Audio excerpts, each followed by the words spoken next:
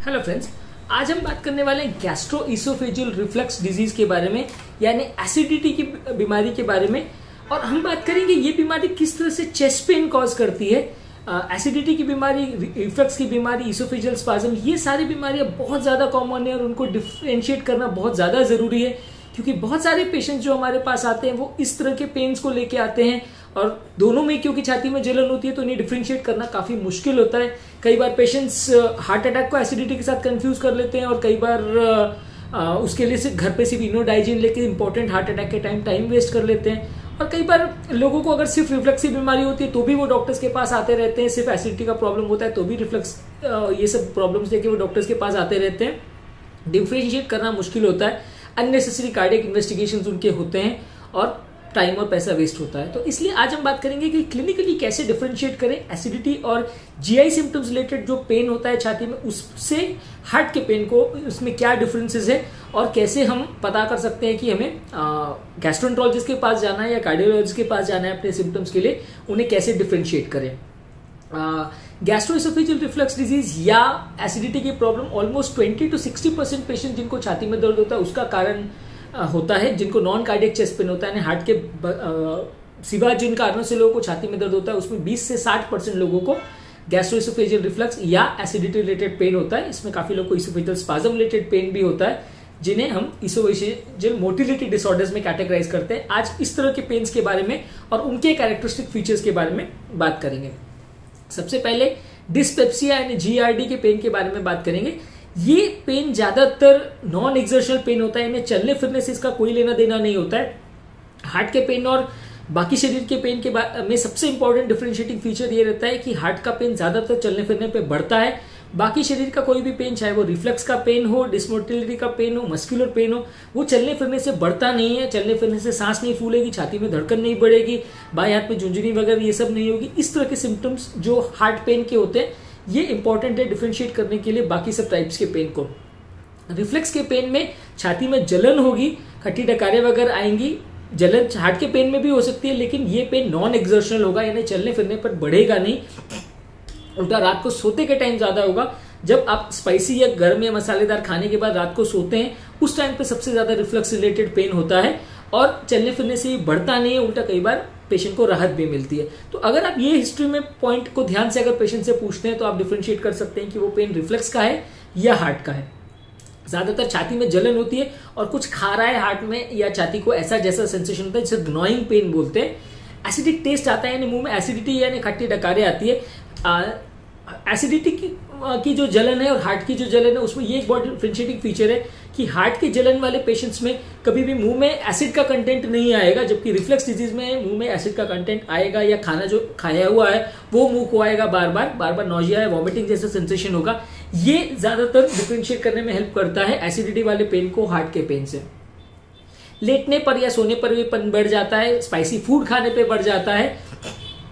जिन लोगों को हार्ट से रिलेटेड रिस्क फैक्टर्स हैं उसमें हमें हार्ट के पेन को सस्पेक्ट करना चाहिए, जैसे जिन लोगों को BP, sugar, cholesterol, family history है, स्मोकिंग है, जिन लोगों को लाइफ में बहुत ज्यादा स्ट्रेस है, ये सब हार्ट अटैक के रिस्क फैक्टर्स है। और जिनको भी ये रिस्क फैक्टर्स अवेलेबल हैं या बहुत ज्यादा उम्र दराज लोग हैं, एल्डरली मेल फीमेल पेशेंट्स में अगर इस तरह का सिम्टम्स हो रहे हैं तो वैसे लोगों में हमें हार्ट की बीमारियों को सस्पेक्ट और रूल आउट करना चाहिए। रिफ्लक्स डिजीज के लिए ज्यादातर ये सारे रिस्क फैक्टर्स नहीं होते, उसमें तो किसी भी यंग पेशेंट में भी हो सकता है और खाने से उसका ज्यादा रिलेशन होता है एज कंपेयर टू एक्सर्शन से। चलने फिरने पे कई बार रिफ्लक्स रिलेटेड पेन उल्टा बेटर हो जाता है, जबकि हार्ट का पेन अगर होगा तो वो चलने फिरने में बढ़ जाएगा, साथ में सांस फूलेगी, धड़कन बढ़ेगी, घबराहट, पसीना होगा और ज्यादा पेन होगा। जलन अगर ज्यादा हो रही है तो वो एसिडिटी को ज्यादा पॉइंट करता है, पेन अगर ज्यादा हो रहा है तो वो हार्ट को पॉइंट करता है। हालांकि ये बहुत श्योर शॉर्ट क्राइटेरिया नहीं है। जिन लोग को रिफ्लक्स रिलेटेड प्रॉब्लम है वो हमेशा अगर देखते हैं कि ओवर द काउंटर एंटासिड्स लेने से या डाइजीन या इस तरह के प्रिपरेशन या सोडा वगैरह लेने से उनको तुरंत राहत मिल जाती है। कभी कभी हार्ट अटैक वाले पेशेंट्स में भी थोड़ी देर के लिए ट्रांजिएंट रिलीफ मिल सकता है इस तरह के प्रोडक्ट्स लेने को, लेकिन ऑब्वियसली अगर हार्ट रिलेटेड जलन है और हार्ट अटैक है किसी व्यक्ति को तो लॉन्ग टर्म रिलीफ इससे नहीं मिलेगा। अगर 5-10 मिनट के लिए थोड़ा बहुत रिलीफ मिल भी रहा है तो वापस से जलन चालू हो जाएगी। तो अगर ओवर द काउंटर इस तरह के प्रोडक्ट्स लेने से रिलीफ मिल जा रहा है तो वो थोड़ा सा एसिडिटी को पॉइंट करता है। हालांकि इसको श्योर शॉर्ट क्राइटेरिया नहीं मानना चाहिए, क्योंकि काफी पेशेंट्स में कोई भी दवा या एंटासिड लेने से प्लेसिबो इफेक्ट क्रिएट हो जाता है, यानी कोई भी दवा लेने से जो मन में एक सेंसेशन क्रिएट हो जाता है कि पेन को माइंड मानने लगता है कि मुझे ट्रीटमेंट मिल गया है, और कंपेरेटिवली वो पेन को पर ध्यान देना तुरंत से कम हो जाता है, इसे प्लेसिबो इफेक्ट बोलते हैं। इस वजह से भी कई बार हार्ट के पेशेंट में भी थोड़ी देर तक उन्हें रिलीफ मिल सकती है। तो इसलिए एंटासिड लेने से रिलीफ मिल गया है, इसको 100% डेफिनेट क्राइटेरिया नहीं मानना चाहिए कि वो पेन एसिडिटी वाला ही है, पर हाँ एक डिफरेंशिएटिंग फीचर जरूर है। काफ़ी जिन लोगों को रिफ्लक्स रिलेटेड प्रॉब्लम है उनको अगर वो स्पाइसी खाना लेना कम कर देते हैं या तला तीखा वगैरह लेना कम कर देते हैं तो कंपेरेटिवली पेन उनको कम हो जाता है। जबकि हार्ट रिलेटेड अगर जलन अगर छाती में हो रही है तो उसमें ऐसा नहीं होगा, खाने पीने से उसका कोई रिलेशन नहीं होगा। हमेशा एक चीज़ ध्यान रखिए, हार्ट रिलेटेड पेन को एसिडिटी मानकर उसको डिसमिस करने की जल्दी नहीं करनी चाहिए, क्योंकि बहुत सारे हमने ऐसे पेशेंट्स देखे हैं जो डॉक्टर्स के पास जाते हैं और डॉक्टर उनको एसिडिटी और गैस का प्रॉब्लम बोल के घर भेज देते हैं, या फ्रेंड्स और रिलेटिव्स भी कई बार बोल देते हैं कि नहीं गैस का प्रॉब्लम है, एसिडिटी का प्रॉब्लम है, कुछ मत करो, घर पे इनोडाइजिन ले लो। इस तरह का चीजें करते हैं और पेशेंट बाद में हार्ट अटैक की वजह से मर जाता है। तो इसलिए अगर आपको जरा भी डाउटफुल पिक्चर हो रहा है या जरा भी आपको ऐसा लग रहा है कि वो पेन जो है हार्ट रिलेटेड हो सकता है, तो डेफिनेटली हॉस्पिटल जाके एक ईसीजी जरूर कराना चाहिए, क्योंकि कई बार गलत डिसीजन की वजह से व्यक्ति की जान भी जा सकती है। तो हार्ट का पेन को पहले डायग्नोज करना जरूरी है। एसिडिटी या रिफ्लक्स रिलेटेड पेन जो है वो जानलेवा नहीं है, तो उसमें अगर डायग्नोसिस और ट्रीटमेंट में थोड़ा लेट भी होता है तो इतना फर्क नहीं पड़ता। लेकिन हार्ट अटैक के ट्रीटमेंट में हर 30 मिनट जो ट्रीटमेंट में डिले होता है, मृत्यु होने का चांस 7.5% के हिसाब से बढ़ते जाता है। तो इसलिए हार्ट के पेन को जल्दी डायग्नोज और ट्रीट करना ज्यादा जरूरी है।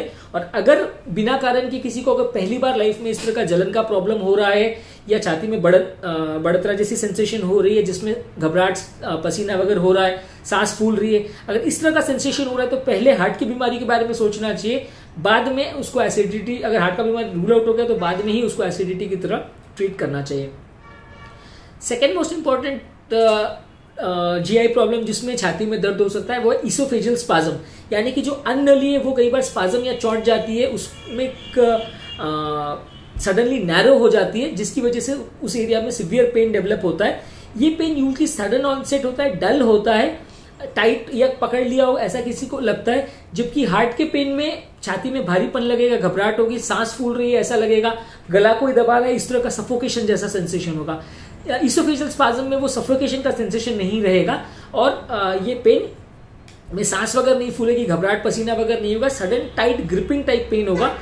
गर्म या ठंडा लिक्विड्स लेने से पेन बढ़ जाता है, जबकि हार्ट का पेन को खाने पीने से कोई फर्क नहीं पड़ता है, आपने ऑलरेडी डिस्कस किया है। गर्म और ठंडा पानी या बहुत बल्क में बहुत ज्यादा अमाउंट में फूड का बोलस ले लेने से, यानी बहुत बड़ा टुकड़ा खाना खाने से कई बार इसोफेजियल स्पाज्म प्रोड्यूस हो सकता है। एक बहुत इंपॉर्टेंट चीज है कि हार्ट के पेन के समान ही इसोफेजियल का स्पाज्म का पेन भी नाइट्रोग्लिसरीन की टैबलेट लेने से यानी सॉर्बिट्रेट का टैबलेट लेने से रिलीफ हो सकता है।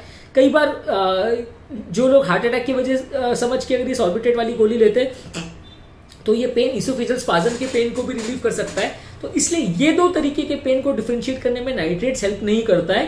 अगर डाउटफुल लग रहा है तो आपको सब्सिक्वेंटली इन्वेस्टिगेट करना पड़ेगा।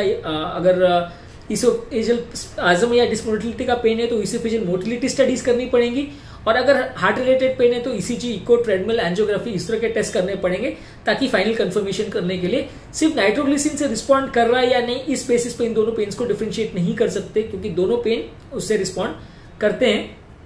एक्सर्शन यानी चलने फिरने से इसोफेजियल स्पाज्म का डिस्मोटिलिटी के पेन का कोई लेना देना नहीं है, चलने फिरने से बढ़ेगा नहीं, जबकि हार्ट का पेन बढ़ता है। इस तरह के पेशेंट में जैसा कि हमने कहा कि हार्ट के रिस्क फैक्टर्स नहीं होंगे, BP, sugar, cholesterol, heart related बीमारियां, एज रिलेटेड प्रॉब्लम्स, इस तरह का जो हार्ट अटैक के रिस्क फैक्टर्स होते हैं वो इस तरह के पेशेंट्स में नहीं मिलते हैं। और ज्यादातर स्पाज्म के पेशेंट में दूसरे डिस्पेप्टिक सिम्टम्स जैसे छाती में जलन होना, रिफ्लक्स होना, खट्टी डकारें आना, इस तरह के सिम्टम्स भी ज्यादातर पेशेंट्स में देखने को मिलते हैं। तो अगर फीचर्स ज्यादातर स्पाज्म को फेवर कर रहे हैं तो आपको गैस्ट्रोएंटरोलॉजिस्ट को मिलना है। अगर आपके सिम्टम्स या क्लिनिकल फैक्टर्स अगर हार्ट के प्रॉब्लम को पॉइंट आउट कर रहे हैं तो आपको कार्डियोलॉजिस्ट को मिलना है। बेटर होता है कि अगर आपको डाउटफुल है पिक्चर है तो दोनों को मिल लेना बेटर होता है, क्योंकि कई बार एक तरह के सिस्टम का इवैल्यूएशन करने से डायग्नोसिस गलत भी हो सकती है। अब बात करेंगे गैस्ट्रिक अल्सर और ड्यूडनल अल्सर के बारे में। अल्सर में अगर किसी को दो तरह के अल्सर्स होते हैं, एक पेट का अल्सर और एक ड्यूडेनम का अल्सर यानी आंत का अल्सर।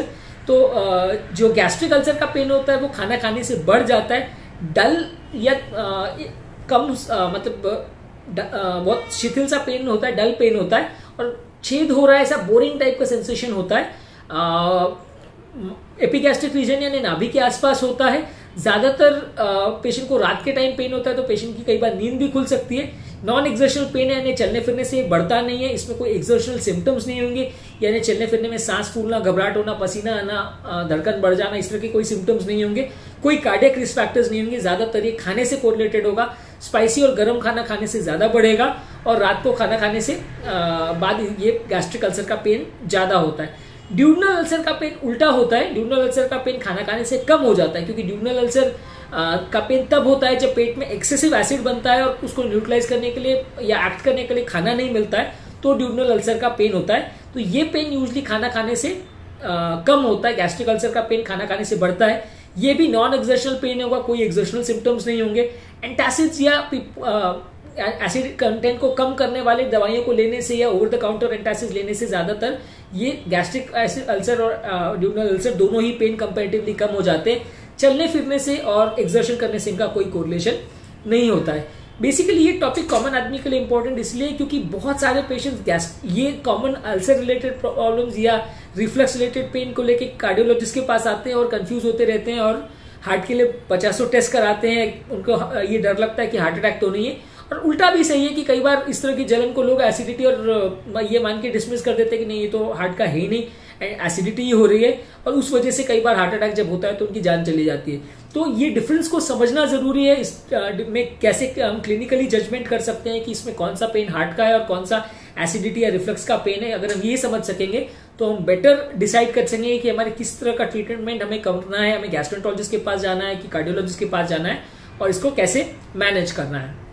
हमारे चैनल का बेसिक पर्पज ये है कि हार्ट और हार्ट रिलेटेड बीमारियों के बारे में हम साइंटिफिकली करेक्ट इन्फॉर्मेशन पब्लिक के सामने लाना चाहते हैं, ताकि इन्फॉर्मेशन के लिए वो अपने फ्रेंड्स और रिलेटिव्स और डॉक्टर्स पर सिर्फ डिपेंडेंट ना रहें, क्योंकि डॉक्टर्स कई बार टाइम कंस्ट्रेंट की वजह से ओपीडी में आपको बहुत टाइम नहीं दे पाते और सारी इन्फॉर्मेशन नहीं आपको डिलीवर कर पाते, और फ्रेंड्स और रिलेटिव से मिली हुई इन्फॉर्मेशन कई बार आधी सही आधी गलत होती है, जिसको प्रयोग करने से कई बार फायदा होने के बदले नुकसान भी हो सकता है। तो हम चाहते हैं कि हम साइंटिफिकली करेक्ट इन्फॉर्मेशन आपके पास लाएं, ताकि आप बीमारी को बेटर समझ सकें और डॉक्टर के साथ बेटर डिस्कस कर सकें, उन्हें बेटर मैनेज कर सकें।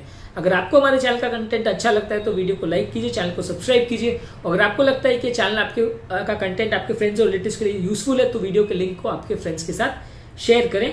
अगर आपको ऐसा लगता है कि कोई और कंटेंट है जो हमें जिसके बारे में वीडियोस करने चाहिए या उन्हें डिस्कस करना चाहिए तो नीचे कमेंट बॉक्स में हमें उसके बारे में मेंशन करें। Thank you.